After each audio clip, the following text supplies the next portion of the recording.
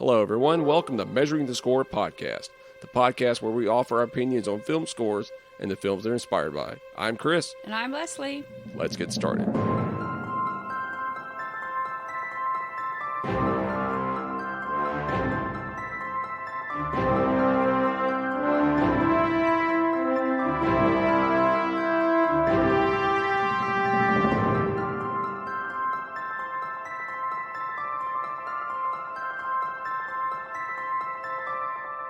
Hey everyone, welcome to a very special bonus episode of Measuring the Score. I'm Chris. And I'm Leslie.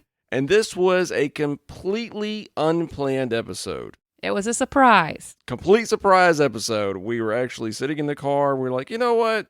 Let's do a surprise episode. So we decided to do it on, well, you know what? Instead of naming the movie, how about I just do something like this?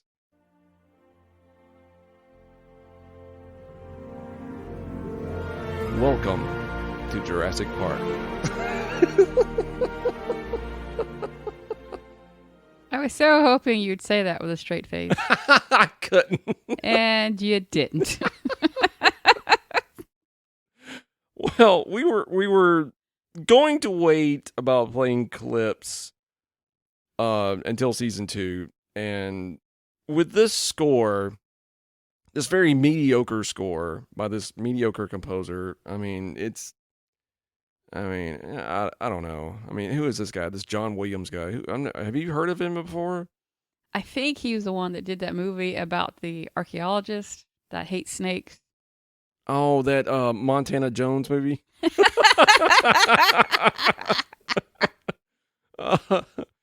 No. Of course, we're talking about Jurassic Park, and the score is... Montana Jones. I just got it. I'm sorry, Chris. I'm slow. Indiana, Montana. They're states. Yeah, exactly. Alabama Smith, we could have went there. Jeez. Detroit Jones. That was another one. Miami Johnson. No, those are cities. Indiana is a state. Okay. Anyway. Today we're going to be talking about Jurassic Park. Now, the score is, of course, it's John Williams, so of course it's already iconic. It was iconic when it came out. As you just heard the theme, which was, like I said, new for us, decided to start playing at least 10 seconds of music now.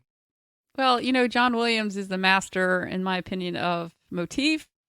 And more than likely, if John Williams wrote it, it's in your memory bank somewhere. Exactly. 90% of the time, if you remember a theme, chances are it's John Williams. And we talked about this with our Jaws episode. It's whenever John Williams is involved, if it's Spielberg and Williams, you can already bet that the score is going to work. It's going to be a solid score. Exactly. It is. It is going to be a solid score. And Jurassic Park is no exception. Now, the one thing about this score, listening to it on its own, now I've listened to it before.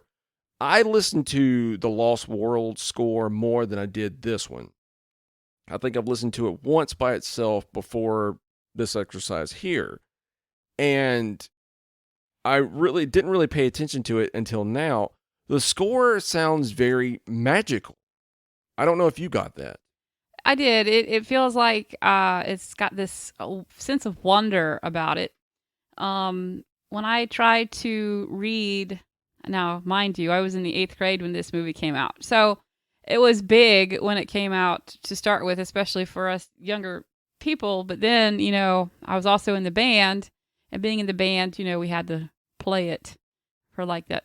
I remember, I think it was our summer concert. We played clips from John Williams, and Jurassic Park was in that, ensemble. But when I started to do some research about it, it said that his composition process for the movie was done at Skywalker Ranch, in that he got his inspiration for the score from Gary Rydstrom's work with the dinosaur sounds. Really? Yes. Nice. So I think that's why, John Williams wanted to equate, got these magical dinosaur creatures. You wanted to get that sense of wonder feel. And I think it translated when he was writing the music. And yeah, and you can definitely tell it. Because that was the one thing I said from the beginning that it was magical, and I remember you telling me sense of wonderment and magic. Now there's the score has so many different ranges.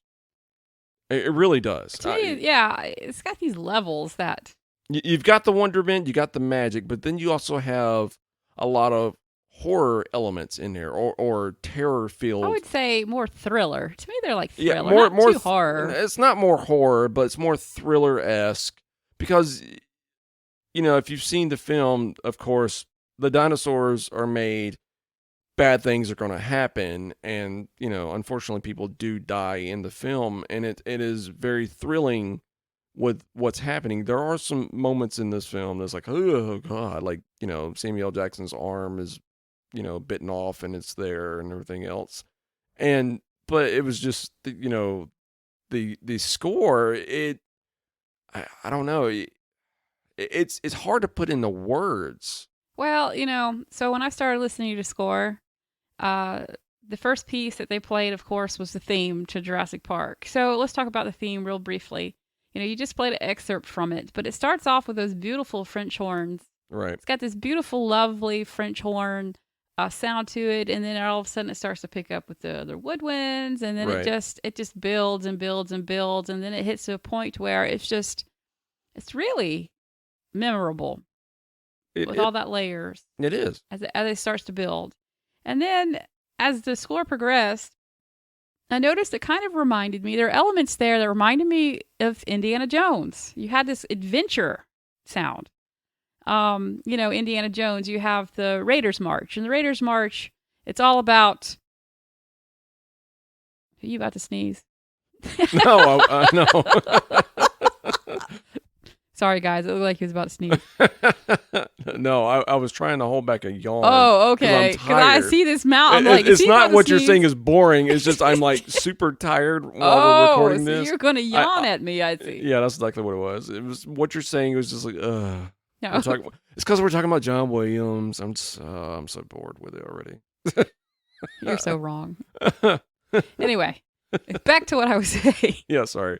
It's got this Indiana Jones adventure feel. And, Indiana Jones, of course, takes place in the jungle. He's an archaeologist. He's looking for these treasures. Right. You can honestly feel that adventure type of energy in the music. Yeah, you can. You really can. And I mean, and again, it goes back to the collaboration between Spielberg and Williams.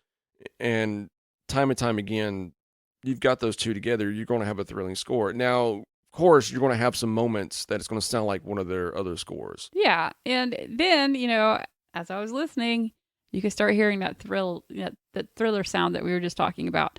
So, I mean, three distinct feels that Right. I got immediately when I started listening to score were those three. That sense of wonderment, and then you had that thrilling adventure feeling to it, and then all of a sudden you had all of this thriller, scary, Right. ambient, frightening music. Now, it starts off with that thrilling kind of frightening music too. Like with these, you get the drums, it's just like, and then you got the choir coming in very slowly and creepy sounding, and it's playing over the opening title tracks. You got Universal Pictures presents, an Amblin Entertainment production or whatever, and and he's playing off that, and then when it says the title track Jurassic Park, you don't get the theme. You get this either a pan flute or an alto flute coming in there. The Woodwinds. the woodwinds that you normally would get for like a jungle scenario. Now, as the score kept going, there were a couple of moments in there I was like, the one track that really stood out to me, and I'm gonna play like a quick clip from it. It's called "A Hatching Baby Raptor." Oh, I really liked that one because it had the wonderment, but it also had a sense of dread and a sense of like something's off. oh yes. I was just listening to this piece. Right. Kind of put me in mind of Back to the Future. A little bit. It really did. And I thought it was cool. I thought the way he did that, and because it has, um, the harp coming in there, and then it has the choir coming in there later on. I thought it was really neat. I liked it, but it didn't stand out. There were three pieces that actually stood out to me. That one, I remember it. I remember that it reminded me of Back to the Future, which I thought was maybe bizarre, but maybe it was because of his use of. It sounded that was either xylophone or bells. I didn't listen to it close enough to. I just know For that some reason, it just stood out to me because it was like the wonderment kind of was there, but it was off. It was off key. It was off kilter just a little bit. The wonderment was kind of like it was like Dr. Grant was because he was holding the baby raptor in the scene. It was like he was happy to have this, but he's also afraid at the same time, and the music reflected that. Now, John Williams scores.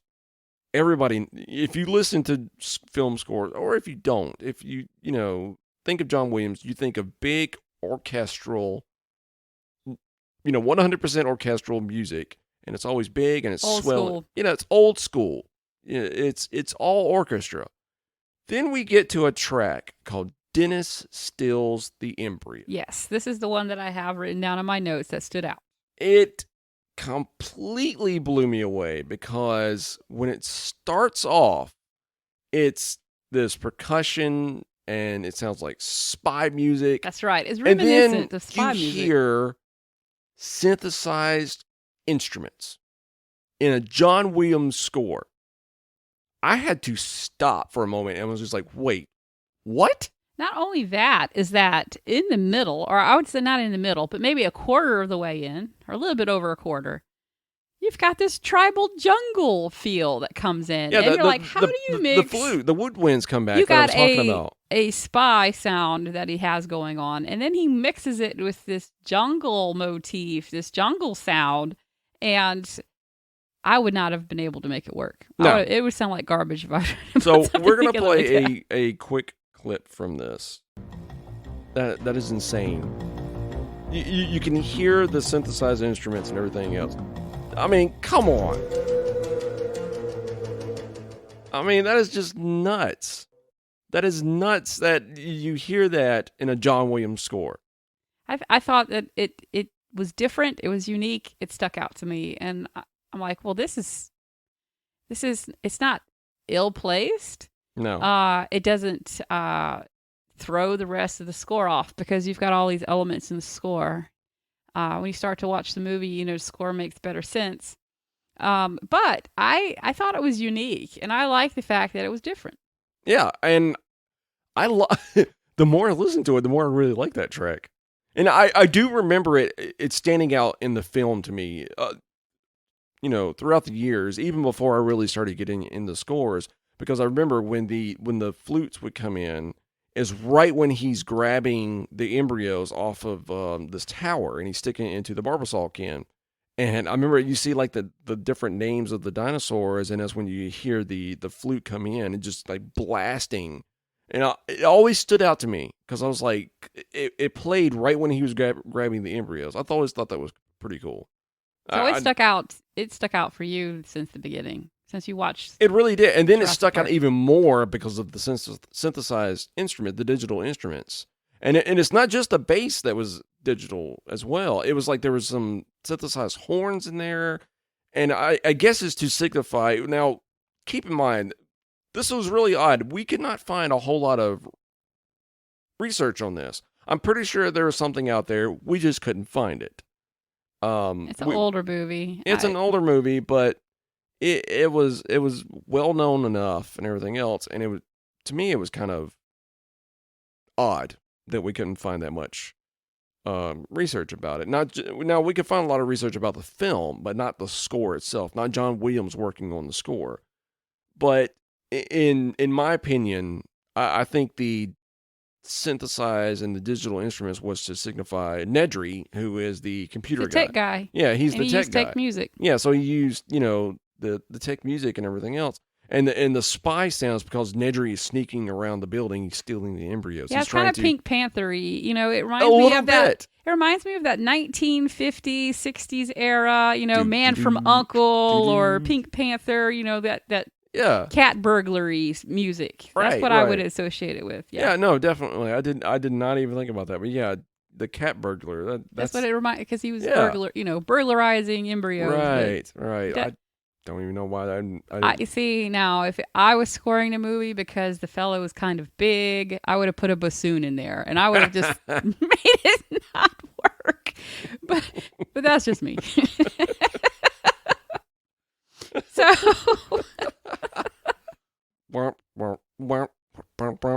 pretty much, Sorry. yes. I'm Polka sorry. music, really? When did he become German? No. I mean, just stereotypical. Big guys always got that. Type of music. I don't know. Bassoon is one of those magical instruments. Always make me think of bigger people. I don't know why. It's stereotypical. It really is. I'm a big person. So I think my big, bassoon would be probably my instrument. You are not big. Stop it. Whatever. So the next track that you were talking about, that you and I both were like, that'd be kind of interesting to play. Yeah. So the next track that really stuck out in my mind, besides Dennis Steele's The Embryo, was A Tree for My Bed. And when the music started to play, it sounded like a soft lullaby. It was beautiful. Put me in mind of a Brahms. But then he takes the main motif and he merges it with the lullaby. And it's beautiful. It really is. It is a wonderful, wonderful piece of music, and It's very delicate. very, very delicate. I love it. It is. I would go to sleep to that.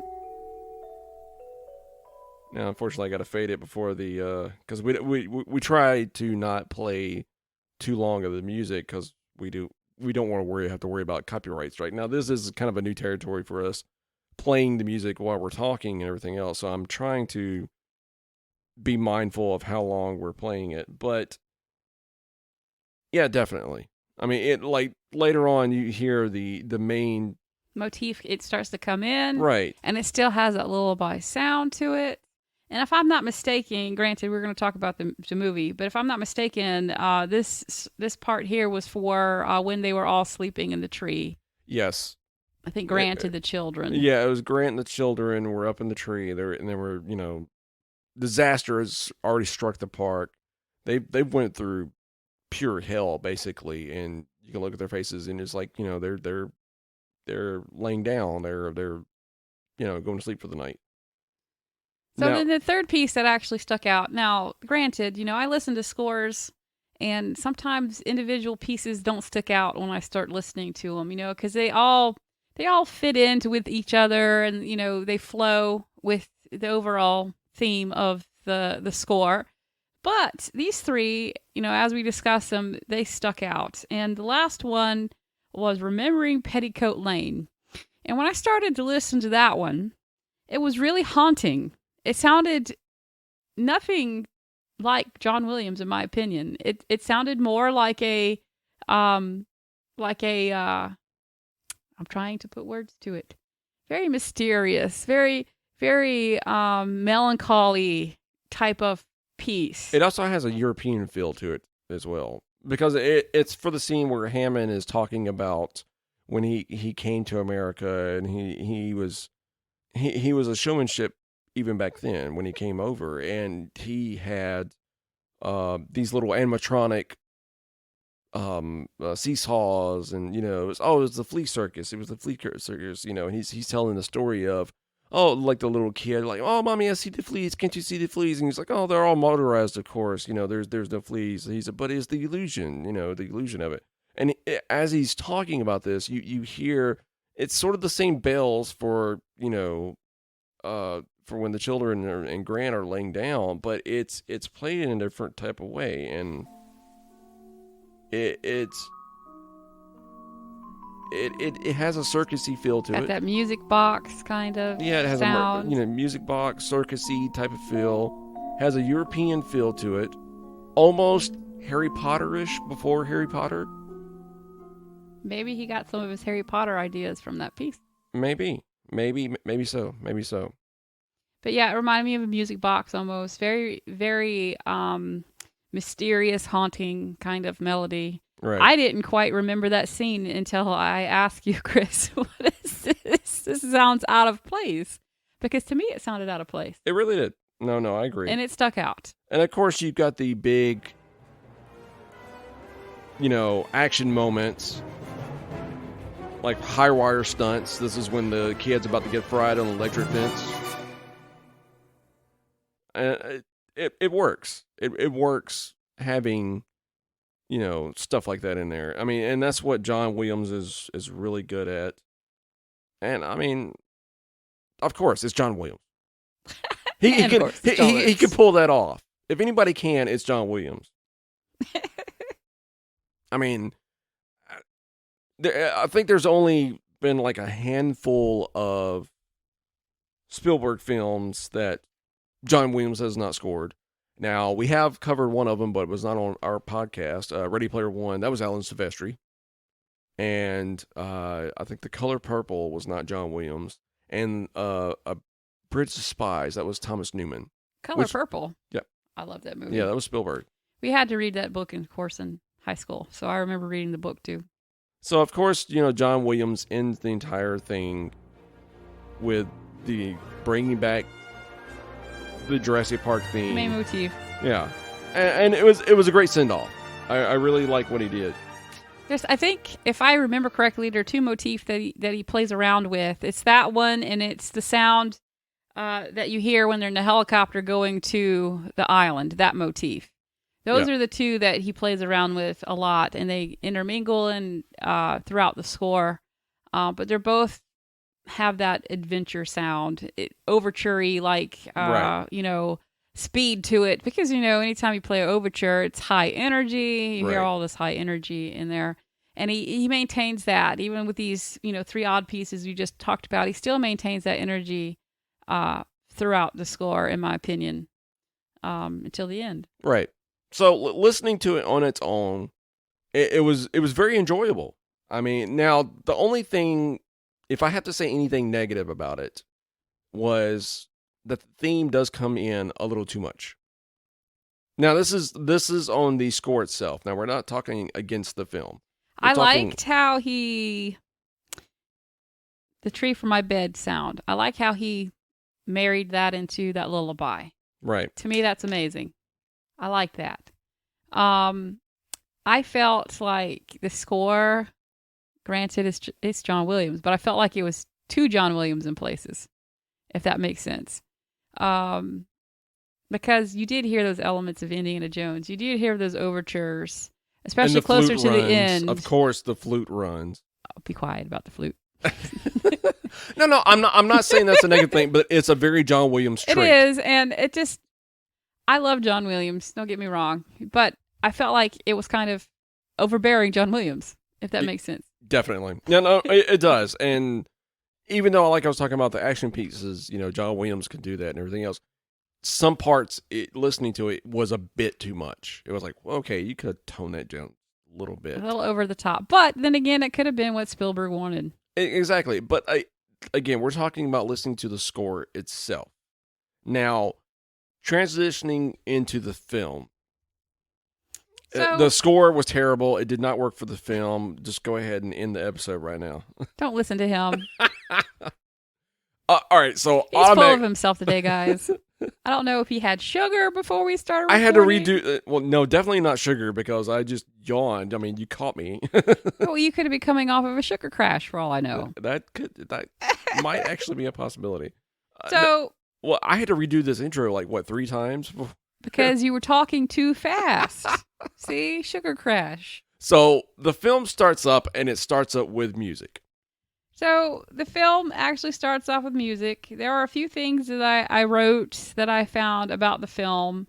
Harrison Ford was initially offered the role of Dr. Grant. What? Yes. I didn't know that. Yes, he was. He was offered the role of Dr. Grant. I could not imagine Harrison Ford as Dr. Grant. I can't either. I mean, now he could have. No, I don't. I don't know, man. I don't know if he could have pulled it off. Maybe, And in the Harrison Ford way. giving those little smirk every so often. Yeah. That, you know.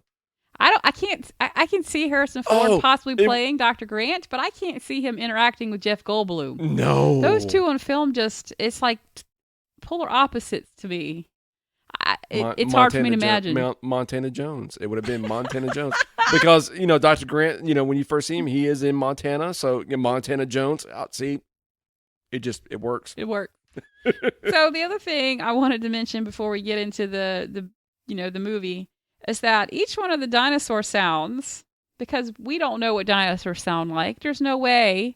I mean, we can look at their physiological structures when we dig up the bones, but that still doesn't give us an idea of perhaps what they sounded like. Right. We might could guess, but when they sat down and started to work on the sounds of the dinosaurs, it was an amalgam of sounds.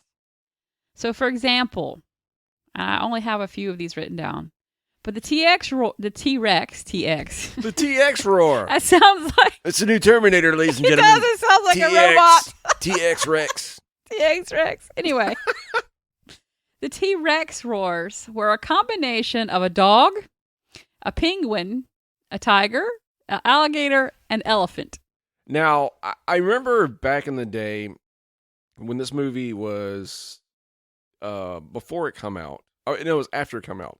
There was because the movie was so big and everything else, there was a behind the scenes on Fox about it.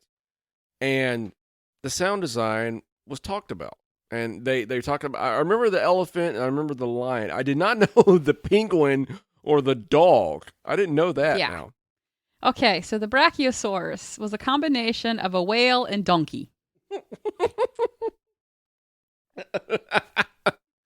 I almost spit my water out. I know you did. I'm sorry. A whale and a donkey. A whale and a donkey. Yeah. The raptor was a dolphin, a walrus, and geese. Now I knew about the dolphin, and you can kind of hear the dolphin, especially in there. when they make that gurgly sound, as I put it. I don't know how else to say it.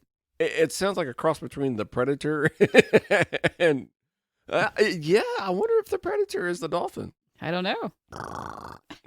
Sounds like a purring cat, Chris. I can't do the predator. I can't do noises.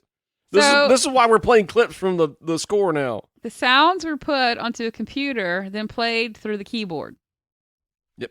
Which is, somewhat what normal soundboard design does. Yeah.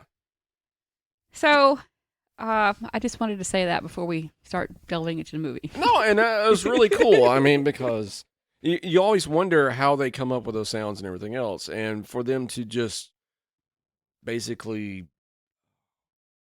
Now, there was another dinosaur, you don't have it in, the Dilophosaurus, the one that spits the venom. Now, I know they use a rattlesnake.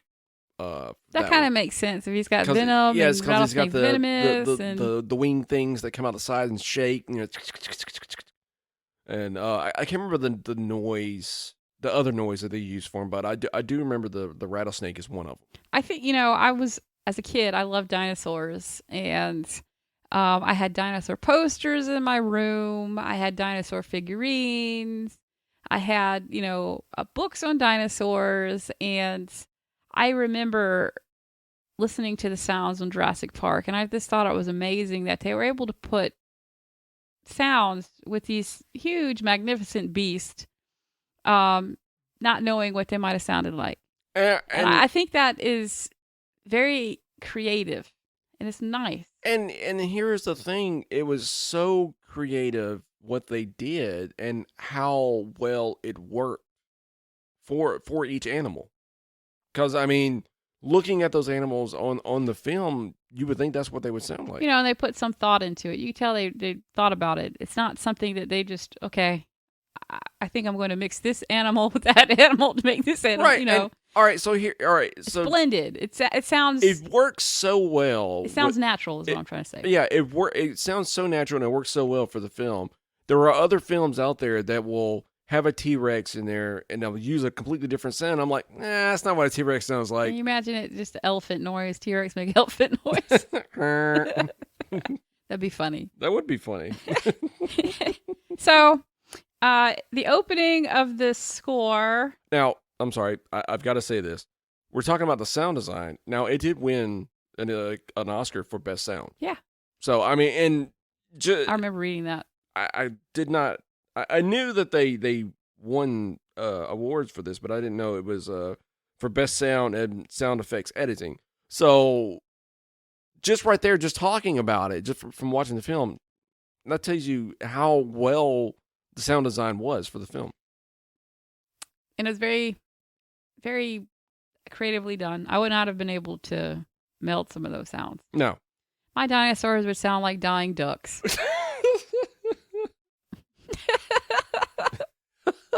What was that South Park episode? Was it the dying giraffe sound? It wasn't with a robot chicken, I think.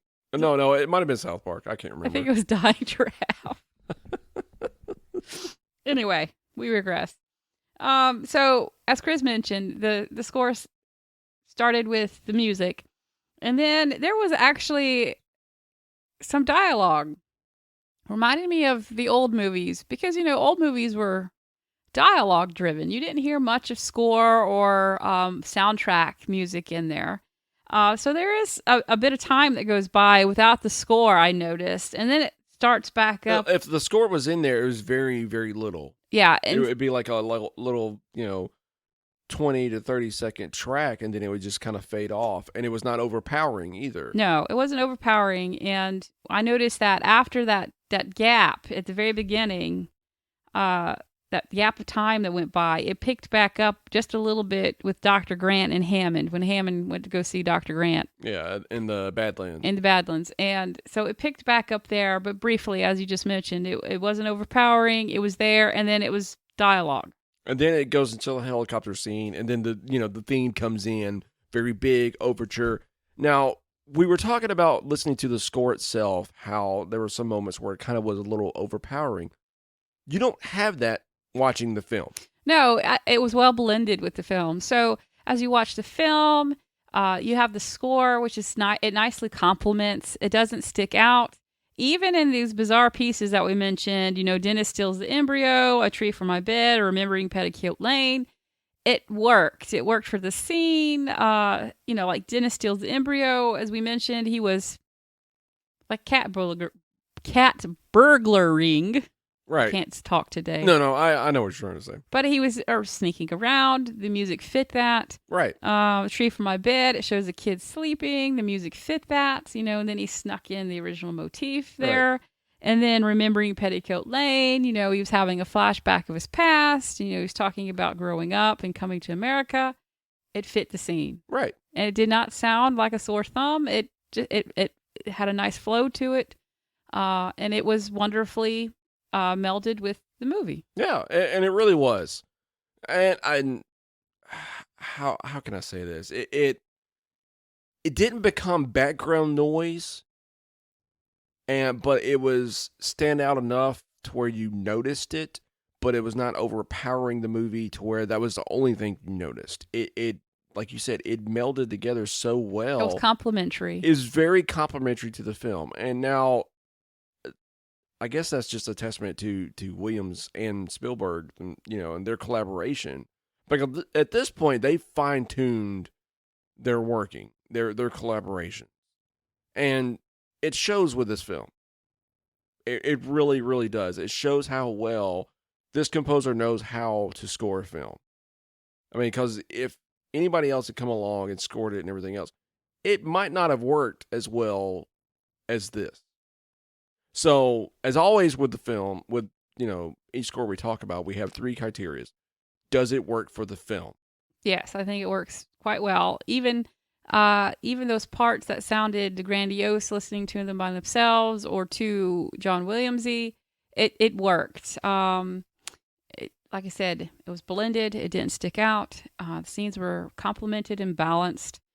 Even at the very end, when T-Rex and Rexy shows up, I think it sounded nice there. You had all that, the running around, right, trying to get back to the main camp, the compound.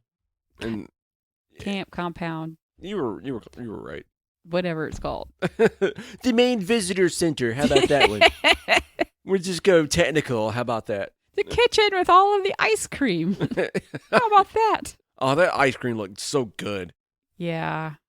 I looked at it. I'm like, man, I want some ice cream now. It looked like soft serve. Oh, Yeah, after it kind of melted in the freezer, I suppose. Man. But anyway, I think it was complimentary.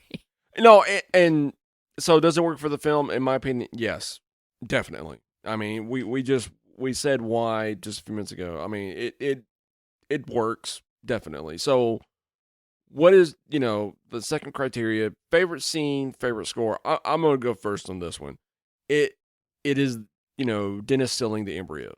For the reason I was, and not for the digital instruments, not because I was like so struck that I was like, oh my god, digital in a John Williams score. No.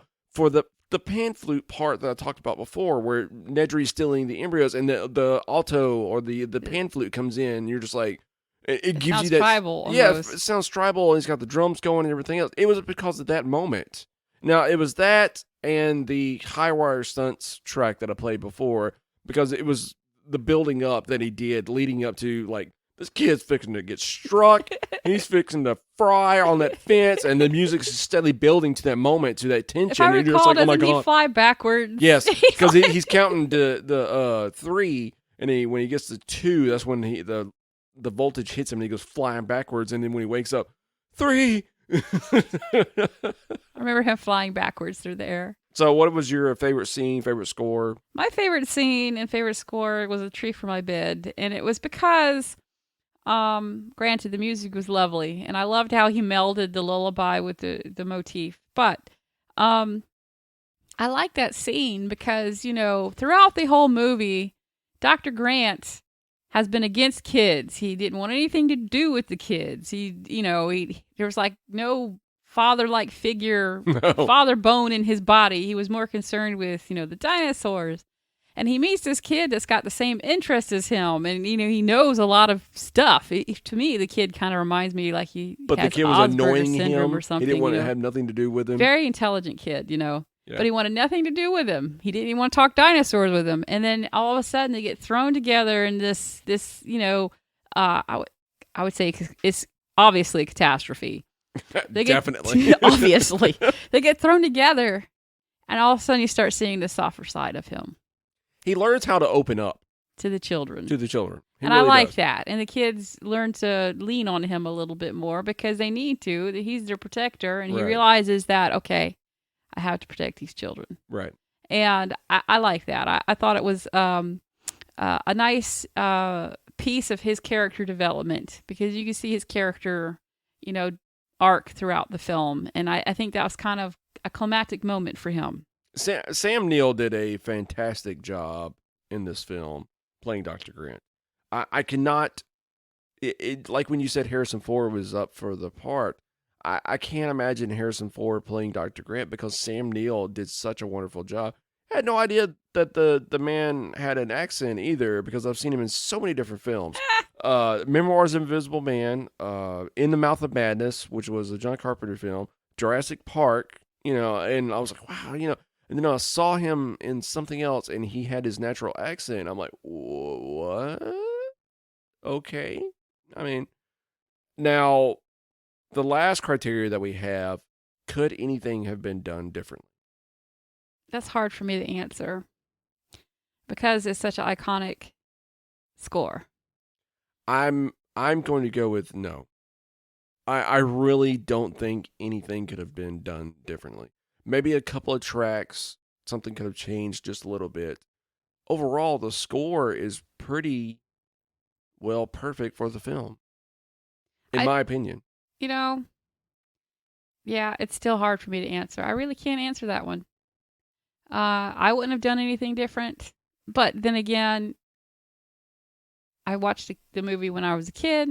I was partial, because we all like dinosaurs growing up. So I really can't answer that question. We tried to watch the film and not have nostalgia for it. Correct. And that was kind of difficult for me. It was kind of difficult. It really was. I mean, especially for me, because I watched this film so much, I actually wore the VHS out. And this one was difficult for me, and I do not know why, because when we did the Back to the Future episode, I figured Back to the Future would be a little bit As more difficult. we talk about a lot. Yeah, and and I always go back to that one because I love Back to the Future series so much, and I thought that would have been difficult, and I was able to turn that part of my mind off. But for this one, I really couldn't, and I don't know if it was because it was John Williams, because I do have a respect for John Williams and his scores. I don't know if it's because it deals with dinosaurs, which I absolutely love. Right. I don't know. I personally, like I said, wouldn't have done anything differently. But if I watched it with different eyes, possibly, I don't know.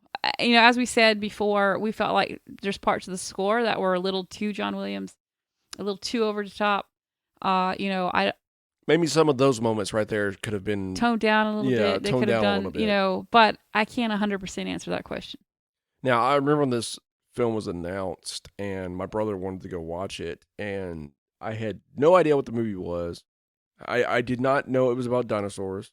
I couldn't even pronounce the name. I was like, I'm like, what is this movie about? Geriatric Park? Yeah, Geriatric Park. No. And it was like, I couldn't understand. And then when the opening part happened and the raptor attacked the people, I turned to look at my brother really fast. I'm like, is this about dinosaurs? He goes, yes. Yes, it's about dinosaurs, Chris. I'm like, oh my God, it's going to be great. And then when you see the Brachiosaurus, I'm like, how did they do that? I mean, it was the greatest thing. And so I instantly became a fan of Jurassic Park. Well, before Jurassic Park, you had Land of the Lost. Right. I loved watching that series. I loved watching Land of the Lost. And then there was a movie I remember where they stumbled upon woods or something that had dinosaurs in them. Something like that. Now, the movie was revolutionary because this is the one that really started the whole CGI era. And even for CGI, I felt like some of the effects still stand pretty good. They still hold up. Now, there's a few of the motion scenes. You can tell that was kind of bad or has gotten worse over the years. But there were a few scenes where it still looked amazing, unlike some of the scenes in The Mummy. Wow. Because I love The Mummy, but not the effects. The effects have not aged well. No. Some of the effects in this movie came out way before The Mummy, and the effects have aged pretty good. Yeah, they have. They have. Now, of course, the film was so successful that it spawned an entire franchise. So then we got Lost World Jurassic Park, which was Spielberg and John Williams again. Now, that was the score I was more familiar with. I do want to cover that score one day, so I don't want to talk about it too much. I really want to cover the whole franchise. And then it went to Jurassic Park 3, which was directed by Spielberg's friend Joe Johnston. I've never seen that one. Dr. Grant does come back, but John Williams did not come back. The Matrix composer, Don Davis, scored it. He did a fantastic job. Now, this was the first real instance of a Williams score and not having Williams. Now, Don Davis incorporated some of his original ideas, original themes, but he really did carry over the John Williams style, and he did it very well, in my opinion.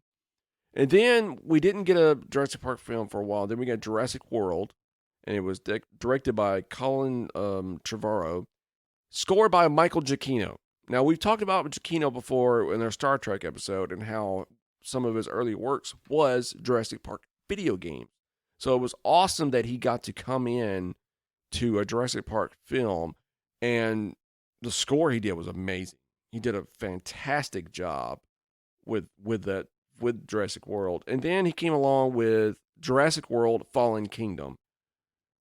That movie was hard to like. We'll talk about it eventually one day. I don't think I've seen those. You saw Fallen Kingdom. Did I? Yeah, we saw Jurassic World in the theaters, and we saw Fallen Kingdom here because I started crying. Is that the new one? Yeah, that's the newest one. Oh, yeah, I've seen those two. Yeah. I haven't seen the older ones. I hadn't seen. Yeah, you haven't. I don't think you've seen Lost World or Uh-uh. Jurassic Park 3. I saw the first one. But the you saw second- Jurassic World and Fallen Kingdom because I started crying when the Brachiosaurus died. Oh yeah, and I made fun of you. Yes. It's not real, Horrible. Chris. It's not real. It's still hard to watch. The storyline was bad, and then that scene was just sad. And the score for that was very different. Now, I remember Giacchino went to the new director. I cannot remember. J.A. I can't remember the guy's last name. But it was not Colin Trevorrow. It was somebody different. And he went to the director and said, all right, for Jurassic World, I did John Williams. How about for this one is, what if Bernard Herrmann scored a Jurassic Park movie? And it was a very different score, but it was still very, very good. Now, there is a new one expected to come out. Now, it's supposed to be sometime this year, I believe, but at the time of this recording, it has not released yet. Jurassic World Dominion. Now, if you've watched Fallen Kingdom, spoilers, the dinosaurs have gotten loose and they're running loose on the entire world. They're out of the park and they're taking over everything. Jurassic Park is frightening in the dark. Calm down, Weird Al. You might get us a copyright And all the strike. dinosaurs. Stop. I'm cutting you off right there. I will mute your mic. Someone shut the gate off. Stop. We might get a copyright strike for real. Stop. In the rain. Stop. Stop it. All right, so the new film, Dr. Grant comes back, along with the Dr. Malcolm, which is Jeff Goldblum, and Ellie Sadler, which is Laura Dern, is joined by the new cast members Chris Pratt, Bryce Dallas Howard, and I can't remember Justice Smith. Now, from what I'm hearing about this film, it's supposed to be the end of the Jurassic Park trilogy, because Jurassic World started a new trilogy, and this is supposed to be the end of it. So, before we wrap, let's talk about one more thing related to the movie that we have not touched upon yet. Uh-oh. And that is Jeff Goldblum. The mathematician. Chaotician. So, what are your thoughts about Jeff Goldblum? I love Jeff Goldblum. In this movie. I love Jeff Goldblum in this movie. This movie really shined a new a light on Jeff Goldblum when it came out. Anything that I've ever seen Jeff Goldblum in, he's played this awkward character. Now, it's not a mainstream character. It's a quirky character. He normally, plays quirky character, scientist. Like in The Fly, for example. He was a scientist. That's what I was going to say. Now, he was really more well known for The Fly, Yeah. and that film. Ugh. My mom loved that movie. She loved The Fly. Disgusting. No, I mean, it was a great movie, but it was nasty as I don't know what. She loved The Fly. I remember anytime it come on, she'd sit down and watch The Fly. The movie's so nasty. Yeah, I didn't make it all the way through. No. I mean, I got to the part where the guy got blown away with a shotgun. I'm like, oh. But he played as a scientist in that movie. He played a scientist in this movie. This is where Jeff Goldblum really just got to shine. I don't know if it was just Spielberg said, you know what, just have fun. Just go for it. I think a lot of his lines were ad-libbed. Well, the Must Go Faster was definitely ad-libbed. Well, Must Go Faster is he also used that line in Independence Day. Yeah, we talked about that. Yeah. So he used both of those lines there. But he was dating at the time, if I recall the trivia that I read, he was dating at the time. Laura Dern. Yes. So the whole scene where he's flirting with her hand and everything else, it was probably real life. He was probably really flirting with her, and that's probably when they started dating. I wonder if he was a method actor. There's a lot of method actors out there. Yeah, there are. But yes, they were dating for a while. And of course, then you have that famous Jeff Goldblum lying down with his shirt ripped open. The male model pose that he has going on. Talking about science. No, he wasn't talking about science. He was hurt. The Rexy hurt him. Yeah, but I could have swore he was talking something scientific. No, and they were talking about it was the gleam in his eye is what caught you. Kind of reminds me of, the... Now, he was in shape in this movie, though. You got to give him that. Well, he's really tall. I never realized how tall that man is. He is really tall. lanky and tall. And he was ripped. He was ripped for this movie. I don't know if it was just for this movie, but he was in shape. I gotta So- give him that. Jeff Goldblum, from what I understand, is going to be coming back in this new one. Now he correct? did make a cameo. He made a cameo in Fallen Kingdom, but yes, he is coming back for this new one. Like I said, it's going to be Goldblum, Sam Neill, and Laura Dern all coming back. I wonder how that's going to be awkward. Got Jeff Goldblum, Laura Dern back on set together. Well, after you they know, it's dated. this water under the bridge history. Yeah, actors. Who knows? So, guys, thank you so much for listening to this episode. We had a lot of fun, coming up with this episode, all based on a Seinfeld meme that we saw. And we're like, you know what? Let's do Jurassic Park. Let's be great. So, of course, you can find us on social media. You can find us on Facebook, Twitter, Instagram. You can listen to us anywhere you listen to podcasts, Spotify, Apple. And if you listen to us on Apple, hey, leave us a review. We would love to hear from you guys. It'd be great. You can also send us an email. You got an idea for a movie? You got an idea for a score for us to listen to? Contact us on social media. You don't want to do that? Send us an email. measuringthescore@gmail.com. We would love to hear from you. Seriously. We also have a Buy Me a Coffee set up. We're trying to reach a goal of $250. We're kind of close to it. It's not really going anywhere else. But we're just trying to get some new microphones because, these are great for what they are, but we need something better. We want to sound better. We want to sound better for you guys. So if you can, help us out. If not, just leave us a review. Or share it around. Share it around that we have a Buy Me a Coffee set up. And we take all of our comments seriously.